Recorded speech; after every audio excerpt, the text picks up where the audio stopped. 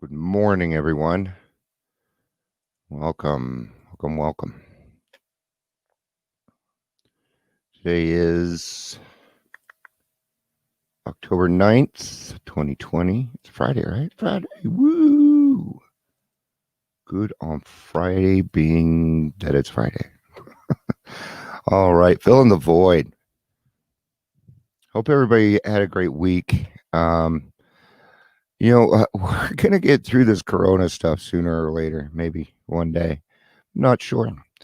All right, if you are here, please say hello.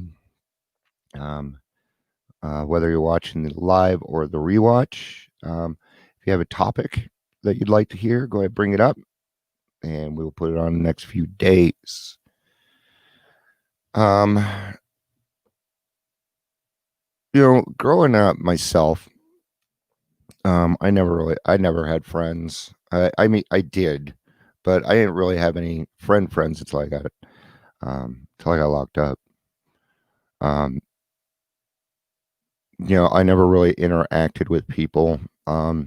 My fifth grade birthday party, I invited my whole class. Jimmy Sinton showed up for 15 minutes. I haven't had a birthday party since. I've never been a huge, I've never really been able to trust people like I wanted to until I got into sobriety. Started learning a lot of things about myself.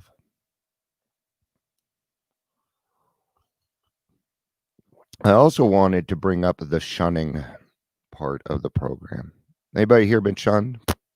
Every single one of us. Come on, it happens. All right. Oh, you're just a drunk. You're just crackhead. What do you know? Oh man, that can make you feel pretty low.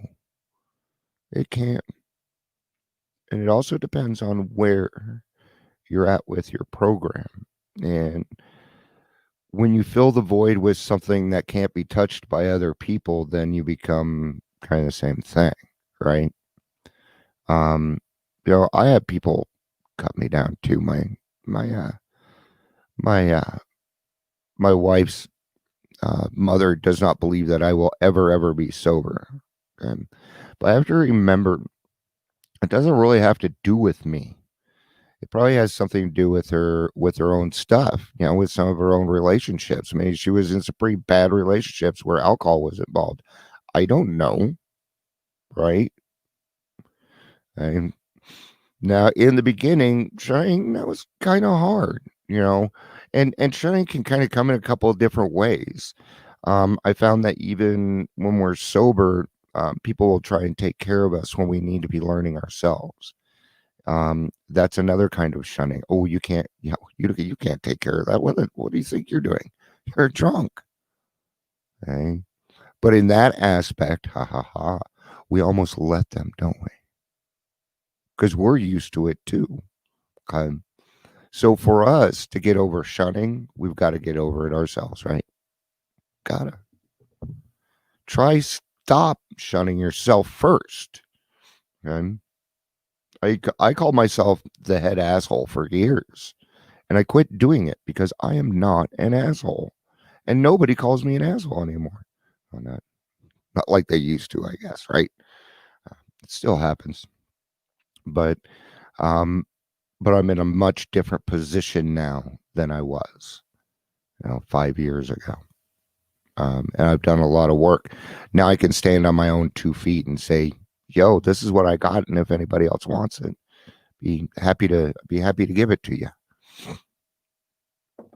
Let's get to the reflection. Filling the void. I took this out of February 3rd. I think you guys know why. Just the repetitiveness of it all. We need to ask ourselves but one short question. Do I now believe, or am I willing to believe, that there is a power greater than myself? As soon as a man can say that he does believe or is willing to believe, we can emphatically assure him that he is on his way. That's page 47.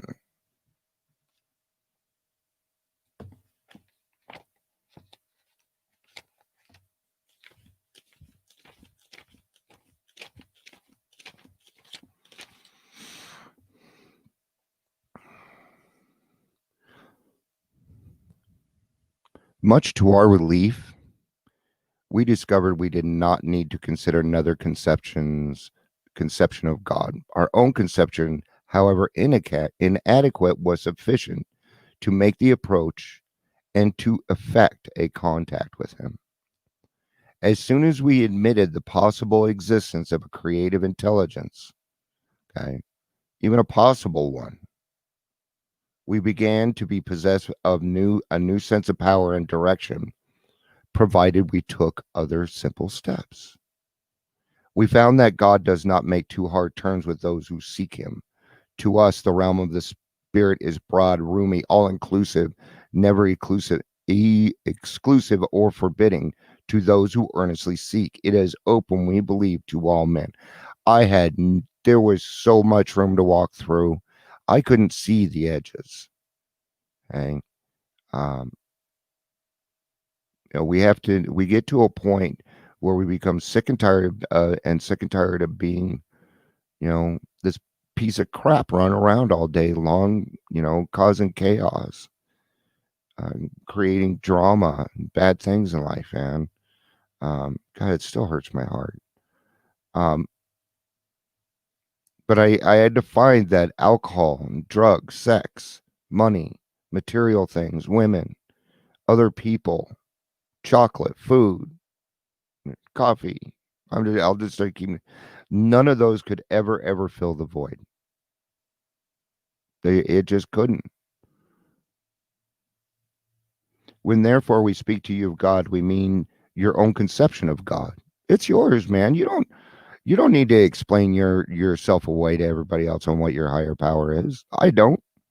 That's mine. You gotta go find your own. I will introduce you. I'd be more than happy to introduce you to God, but your relationship with God is your own. Okay, because it's probably going to be your very first successful relationship. This applies to other spiritual expressions which you will find in this book. Do not let any prejudice you may have against spiritual terms deter you from honestly asking yourself what they mean to you. At the start, this was all we needed to commence spiritual growth, to effect our first conscious relation with God as we understood him. Afterward, we found ourselves accepting many things which then seemed entirely out of reach. That was growth, but if we wished to grow, we had to begin somewhere. So we used our own conception, however limited it was. Now, I grew up Mormon. I don't know, I don't remember much of it. As much as any kid, I guess. No, not really. I pretty much blew it off. I remember my primary colors. That's about all I remember. I was never very much into religion. Although I found a lot of peace and I found serenity in the outside world and nature. So I spent a lot of time as a kid out in the woods by myself. I grew up in Utah, and well, obviously I was Mormon, right? So for me, I never really had any, back and forth with God, anything like that. My foxhole prayers, things like that. And I always felt like I didn't deserve his love anymore. That's what I went through. And as a man, that's just something that we don't like to admit. But most men go through that. We don't want to admit that.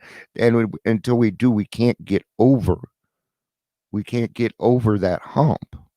So we have to realize that it doesn't matter who you are. If you're looking for him, you're welcome. But I don't deserve it. Stop shunning yourself, man. Don't do that to yourself. Be nice to yourself. Give yourself a little bit. Don't you think you deserve a little bit of hope, a serenity today? Don't you feel? Aren't you done feeling like crap all the freaking time, emotionally and spiritually? Because you don't have to feel that way, right? And you can change that today with this, just based on decisions, right? You don't have to feel the warmth of the sunlight of the spirit, and you don't have to wait till the 12th step. Okay, that really is your decision. And the spiritual experience happens once you've made that decision. I have podcasts coming out today. Their spiritual experience was sudden. It was sudden. I loved it. It gave me chills. I always fascinated with the study of scientific principles. I was emotionally and physically distant from people while I pursued absolute knowledge. Yeah, I was watching you guys. I've always been a people watcher. And since I've done that, it's not, people always have, we have human, sometimes we just do things because we are human and it's just natural and that's what we'll do. Okay. So being a people watcher for a long time made it to where I probably know what you're going to do next because it's just natural. It's a natural course of things. God and spirituality were meaningless academic exercises. I was a modern man of science. Knowledge was my higher power. Given the right set of equations, life was merely another problem to solve. Why is your life a problem to solve? See, that in and of itself, right there, is just right. And they know this too now, right? But that's the kind of thinking that we have. There is no problem. Life isn't a problem, right? Stop it. Yet my inner self was dying from my outer man solution to my life's problems, and the solution was alcohol. In spite of my intelligence, alcohol became my higher power. It was through the unconditional love which emanated from AA people and meetings that I was able to discard alcohol as my higher power. That great void was filled. I was no longer lonely and apart from life. I had found a true power greater than myself. I had found God's love. There is only one equation which really matters to me now. God is in AA.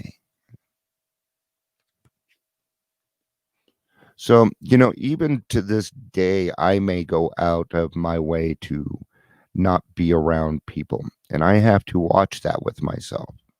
Right. I'm used to being alone. Right. So I kind of have to watch myself on how much I do that and make sure that I have enough human contact throughout the day. So thank God for the Zoom meetings, man. I've actually been able to hit more meetings because of COVID. Right. I don't see this as a life problem. I see this as life on life's terms. I've been doing this for a while. So, give yourself that little bit of chance. It's okay to fill the void whenever you want. I know. But Dion, it makes me feel like a weak fuck. Well, I have an answer to that. I just don't want to be rude. Look what you already did to yourself. If okay, I'm gonna act like that's me saying that. Dion, you already are a weak fuck. So stop it. Right? Right? You already are doing that. What are you talking about? So why not try something different? What's it gonna change?